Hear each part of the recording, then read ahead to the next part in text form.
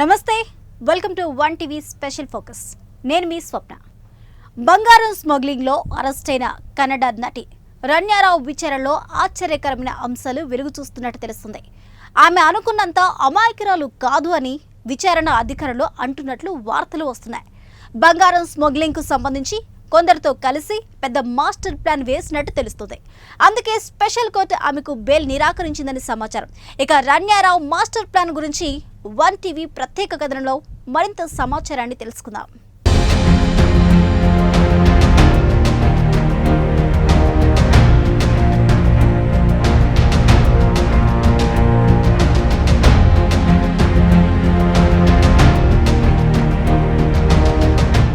Gold smuggling కేసులో ఇరుక్కున్న కన్నడ నటి రన్యారావు, తెలుగు నటుడు విరాట్, ఇంకా కొందరు కలిసి అమెరికా పాస్పోర్టును అడ్డం పెట్టుకుని దుబాయ్ నుంచి యూరోప్కు గోల్డ్ స్మగ్లింగ్ చేయాలని భావించారని తాజా విచారణలో తేలింది.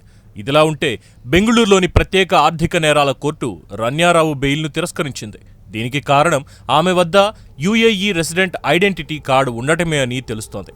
ఒకవేళ బెయిల్ లభిస్తే మూడో కంటికి కనిపించకుండా దుబాయ్ చెక్కేసే అవకాశం ఉందని ఆమె బెయిల్ను తిరస్కరించాలని డిఆర్ఐ కూడా పట్టుబట్టింది. రన్యారావును ఈ నెల 3న బెంగళూరు ఎయిర్పోర్ట్లో డిఆర్ఐ అధికారులు అరెస్ట్ చేసిన సంగతి తెలిసిందే. దుబాయ్ నుంచి ఆమె 14.2 కిలోల బంగారం తీసుకొచ్చారు. కాగా ఆమె తన సహచరుడు, నిందితుడు తెలుగు నటుడైన తరణ్ రాజ్ అలియాస్ విరాట్ ఇంకొందరు అమెరికా పాస్పోర్టును వినియోగించుకొని దుబాయ్ కస్టమ్స్ చెకింగ్ నుంచి తప్పించుకున్నారని విచారణలో తేలినట్టు తెలుస్తోంది. గత వారం స్పెషల్ కోర్టులో బెయిల్ విచారణ సందర్భంగా అధికారులు కొన్ని కీలక డాక్యుమెంట్లని కోర్టుకు సమర్పించారు. ఆ డాక్యుమెంట్లలో ఉన్న సమాచారం ప్రకారం రన్యారావు దుబాయ్ ఎయిర్పోర్ట్లో అమెరికా పాస్పోర్ట్ చూపించి తాను బంగారం జెనీవాకు తీసుకువెళ్తున్నానని చెప్పి ఆ బంగారాన్ని ఇండియాకు తీసుకువచ్చారని వివరించారు. దీనికి సంబంధించి దుబాయ్ కస్టమ్స్ డిక్లరేషన్ డాక్యుమెంట్లని డిఆర్ఐ అధికారులు ఆమె ఇంటి నుంచి స్వాధీనం చేసుకున్నారు.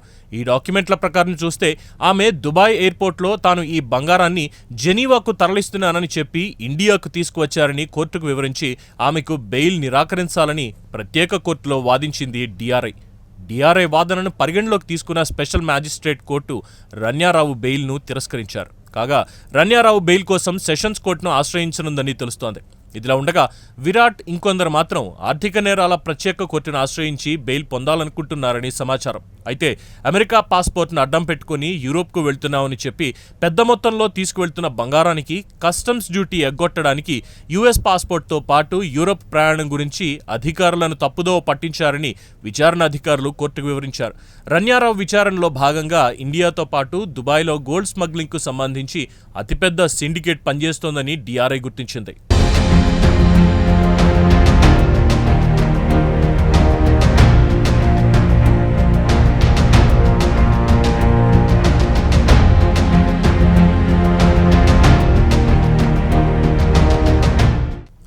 దుబాయ్ ఎయిర్పోర్ట్లో గుర్తు తెలియని వ్యక్తి తనకు బంగారాన్ని అప్పగించారని రన్యారావు అమాయకంగా చెప్తున్నా ఆమె ఇంట్లో దొరికిన డాక్యుమెంట్లను పరిశీలిస్తే కథంతా ఆమె నడిపించినట్టు తెలుస్తుంది. రన్యారావు దుబాయ్ వెళ్ళినప్పుడే మిగతా నిందితులు కూడా దుబాయ్కి వెళ్లడం చూస్తే ఆమె ఈ స్మగ్లింగ్ లో కీలక పాత్ర పోషించారని తెలుస్తోంది. విచారణాధికారులు ఎన్ని ప్రూఫ్లు రన్యారావు ముందుంచినా ఆమె మాత్రం తనకి గుర్తు తెలియని వ్యక్తి దుబాయ్ ఎయిర్పోర్ట్లో 14.2 కిలోల బంగారం అప్పగించాడని చెప్తున్నారు. కాగా విచారణాధికారులు మాత్రం బంగారం స్మగ్లింగ్లో రన్యారావుదే కీలక పాత్ర అని బలంగా నమ్ముతున్నారు. డిఆర్ఐ విచారణలో రన్యారావు దుబాయ్లో ఓ సప్లయర్ నుంచి బంగారం కొనుగోలు చేసి ఆ బంగారం తన సహచరుడితో పాటు దుబాయ్లో ఉన్న కొందరి పేరున మార్చింది. దీనికి తగ్గట్లు డాక్యుమెంట్లు కూడా సృష్టించారు. ఇక దుబాయ్ కస్టమ్స్ అధికారులకు కొందరు బంగారం కొనుగోలు చేసినట్లు చూపించారు. కొందరు తాను ఈ బంగారాన్ని జెనీవా తీసుకెళ్తున్నట్లు చెప్పి ఇండియాకు తరలించారని అధికారుల విచారణలో బయటపడింది. రన్యారావు దుబాయ్ వెళ్లినప్పుడల్లా ఆమెతో పాటు సహనిందితులు కొందరు దుబాయ్కి వెళ్లడం దీనికి నిదర్శనమని అధికారులు తేల్చి చెప్తున్నారు. దుబాయ్లో గోల్డ్ కన్సైన్మెంట్ను కొందరి పేరుపై మార్చారు. కాగా తరుణ్తో పాటు కొందరకు అమెరికా పాస్పోర్ట్ ఉంది. తాను గోల్డ్ను స్విట్జర్లాండ్లోని జెనీవాకు తీసుకెళ్తున్నానని దుబాయ్ కస్టమ్స్ అధికారులకు తరుణ్ చెప్పాడు. అమెరికా పాస్పోర్ట్ హోల్డర్లకు స్విట్జర్లాండ్ వెళ్లాలంటే ప్రత్యేక వీసా అక్కర్లేదు. 90 రోజుల పాటు టూరిస్ట్ వీసాపై స్విట్జర్లాండ్లో ఉండొచ్చు. దీంతో ఈ పేరు చెప్పి అక్కడ ఎయిర్పోర్ట్లో తప్పించుకున్నారు. ప్రస్తుతం విచారణ అధికారులు గోల్డ్ స్మగ్లింగ్ కేసును మరింత లోతుగా దర్యాప్తు చేయాలనుకుంటున్నారు. దీనిలో భాగంగా రన్యారావు ఇంకొందరు జెనీవా వెళ్లడానికి నిజంగా ఎయిర్ టికెట్లు కొనుగోలు చేశారా లేదా అని విచారణ చేపట్టారు.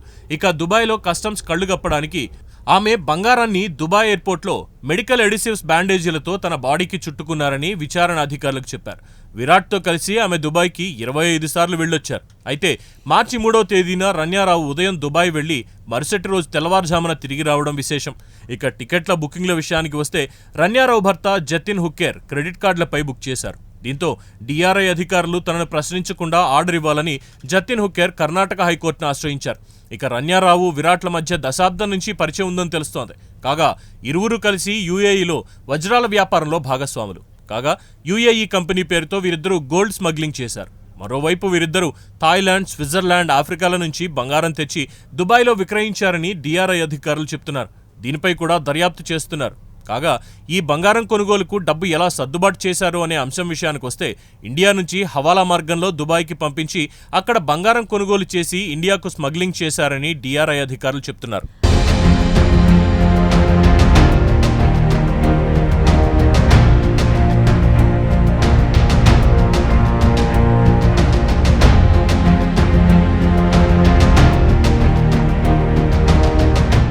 మరోవైపు డిఆర్ఐతో పాటు కేంద్ర దర్యాప్తు సంస్థలు ఈడీ, సిబిఐలు గోల్డ్ స్మగ్లింగ్ రాకెట్ విచారణలో జోరును పెంచాయి.